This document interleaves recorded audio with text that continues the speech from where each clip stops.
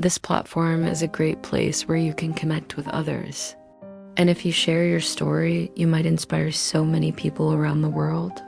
So share your story, help others feel less alone, and get inspired by others. Also, don't forget to subscribe to our channel to get notified every time we upload a new video. My name is Alina, and this is how my best friend stole my husband. I still remember the day I met Talia. It was during welcome week at college. I sat across from her at the cafeteria and instantly felt like I'd known her forever. We were both broke, bold, and brimming with dreams. I was a bit cautious, but she was so sure that we would be best friends forever. And to be honest, I wanted that kind of confidence. After we graduated, we moved in together. Our tiny apartment was filled with laughter, late-night talks, and secrets only whispered in the dark. When I finally met Ethan, Talia was the first to know. Back then, I thought all men were wolves. You know, those charming yet dangerous creatures who are all smiles one minute and ready to devour you the next. But with Ethan, it was different. His eyes held a warmth that melted my defenses. He made me laugh, challenged me, and loved me like I'd never experienced. And when he proposed, I knew I was marrying not just the love of my life, but also my best friend's blessing. Talia was the maid of honor at our wedding. She stood beside me in a blush pink dress, holding my veil and whispering, "You're the luckiest woman in the world." And I believed her. But some smiles hide knives. At first, it was little things. Talia started showing up more often. "Oh, I was just dropping by," she'd say with a bottle of wine. Sometimes I'd come home and find her laughing with Ethan in the kitchen. And it felt like I was walking into someone else's life.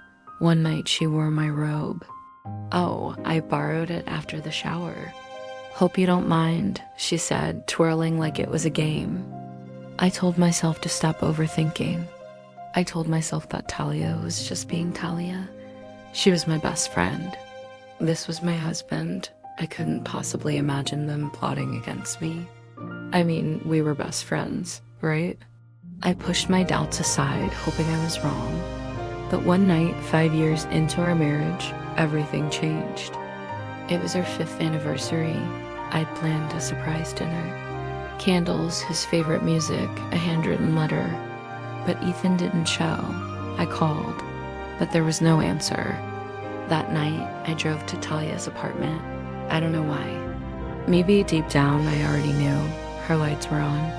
And as I peered through the window, my worst fears were confirmed. I saw my husband, shirtless, in her bed. And Talia looked at me and smiled. That smile shattered the last fragments of trust between us. I didn't scream, I didn't cry. I just walked away.